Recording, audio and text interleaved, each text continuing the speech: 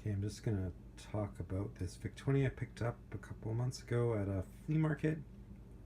Um, just sort of, I'll let you know what I paid, what I sort of saw at the flea market. So this is kind of came in this box. I kind of looked a bit. Was excited to see Vic20.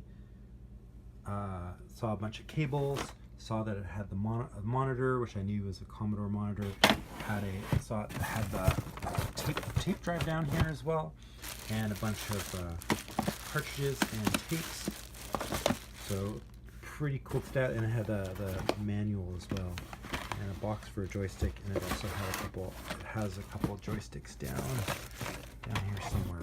A couple of Commodore joysticks. So I saw all that. It's like, well, that's great. They wanted $50. I was gonna try and argue the $50 Canadian. I was gonna try and argue them down, but the guy who could say whether he could get it for cheaper was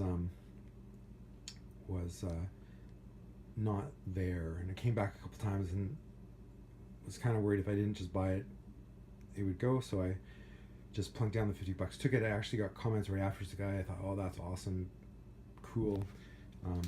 You should. A lot of people were eyeing it, so it was good that I bought it. Here's one thing. I didn't look that close. I kind of saw, oh, there's some cables down there, and they roughly look correct. Turns out, actually, those cables are... There was a power supply, a 4.5 volt power supply, which is weird, and this, a power cable here, but turns out that's not a Vic20 power supply, either of them. Vic20 actually takes 9 volts here with this 2-prong thing, and I found out later that this 2-prong thing was only on very early Vic20s. It was the first power adapter. So this power adapter is quite a bit tougher to find. I've been looking for a little while, and not easy to find. The other thing also was that there's no video cable either. So again, that's sort of a warning when you're picking up lots. You should, I kind of looked. I'm like, oh, the cables look roughly right, but I didn't pull them out and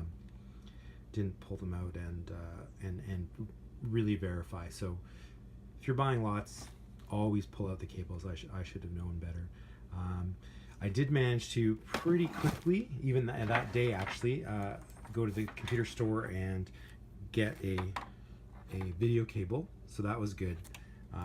Still having trouble getting a power supply, but the goal today is I've actually got, and I'll show that in a bit. I've got a way that I think I can rig up a power supply, not a permanent one, but I can rig it up and see if I can get this thing to fire up. Don't know if it works or not. Was a little bit concerned because it has this. They have this cable here that just goes straight from the wall. I'm like, I hope, and this plug does kind of fit, so I hope that they didn't actually try that, because that would be 120 volts going in and not. Oh, the other tricky thing about this is actually 9 volts AC. So you don't, most wall wart adapters are AC to DC. But it's not 9 volts DC, it's 9 volts AC. So I had to get a special, I've got a special 9 volt AC adapter, and I'm gonna try and connect it up to here and then see if this turns on for today. But sort of lots of lessons. You should always check the cables. But interesting, and also interesting that this, like if this a little bit later they sort of had changed the power supply prongs, it would be much easier, because you could even use Commodore power supplies. Their power supply cable, this is the video cable, but their power supply cables look a bit more like this instead of just the 2-prong thing, and those are a little bit easier to find. But now I have to try this out. I have to try and jury rig something up. So I'm gonna put this all up on the table, set it up, maybe go over what was in the lot, and then try and show you how I'm gonna try and rig up a power supply. All right. So I've set up the lot with everything that came with it. I've got the monitor plugged in for testing when we turn the Vic20 on. You can kind of see all the things that have come with it. One of the joysticks is a bit broken. Maybe it's fixable, maybe it's just spare parts. Got some cardboard boxes, the manual, the tape drive, the 4 cartridges. I put one in the Vic20 already for when I turn it on to see what happens, and a RAM cartridge expander. And here's what I've sort of rigged up. I actually did take the connector that was, or the plug that was there, thinking that maybe this is what they were thinking, but it actually kind of fits in the Vic20. And I hooked it up to a plug that will receive the plug from the AC 9 volt or AC to AC 9 volt adapter that I've got. So the idea is I plug these together, I plug this in with the Vic20, I turn it on, and I see what happens. So this is a really nice lot. Just to say though, right, I picked up the lot for $50. The video cable was $20, so now I'm up to $70. The AC adapter was $25, so I'm up to $90 and a bit of change for this this little piece here as well. So, you know, that's why you should always check the box. So I'm at $100, still really good. These monitors, this monitor covers all that money, no problem, just by itself. So it was worth it. Also fun. I've never really played with the Vic20 much before. A few friends had them when I was a kid, but you know, this is sort of new for me. It's kind of cool. I'm gonna get this all hooked up and then we'll try and turn it on. Okay, so I've plugged my power adapter into the wall, and I've plugged it into the plug mechanism that I've rigged up, and it's plugged into the Vic20. So I'm just going to go and turn the monitor on, and I'm going to go and turn the Vic20 on as well, and we'll see if we have any joy. Ooh, something happened. That doesn't look extraordinarily promising. I'm not sure if I need to adjust something. I'll just give it a quick on and off again and just see if that helps. No. Do have the power light, so it is getting power. I'm going to play a little bit with the monitor and see if I can adjust it so that it starts to work. Looks like there's some signal coming out, but it's not. It's really a weird signal. So just as a test, to test the monitor, I hooked up, a television thing. It was the quickest thing I could find that hooks up, just to make sure the monitor was working. Still working. I also tried to use the front inputs for the Vic20. The Vic20 cable has these 4 connectors.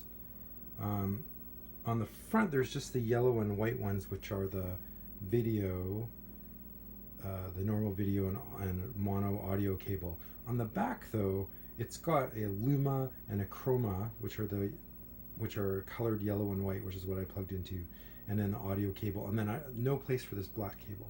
So a little bit strange. I might have the wrong cable. I'm going to have to do a bit more research on that, but just proved that the screen works on the front as well.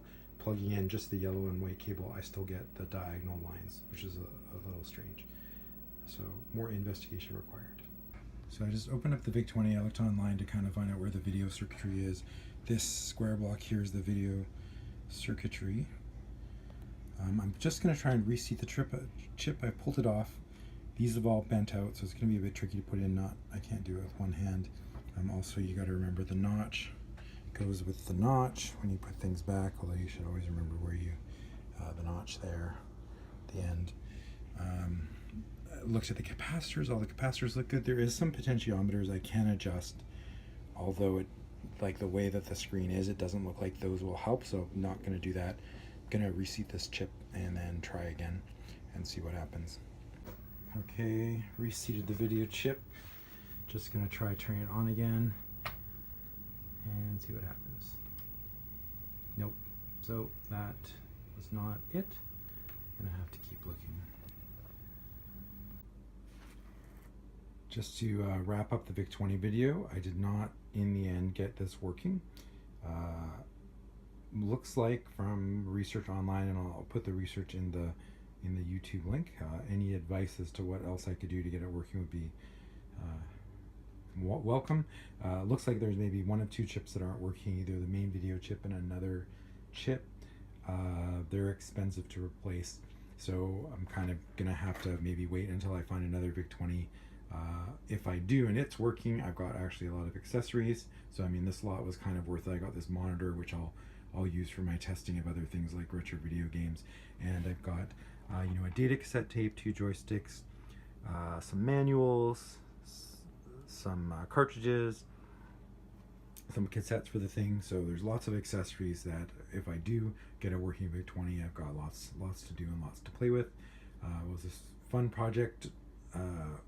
Had a good time. I think I spent $50 on the lot, although a bit more for try and get it working for the power supply and for the video cables. You can see I have a 2GS here that's also not working. That will be another project, maybe another video for a future time. Yeah, so I'm just gonna wrap this up for now and post this, and maybe in the future I will be able to have a working Vic20 that I can play around with, but I'll have to see what the garage sale gods provide me with in the next little while. Thank you very much for watching.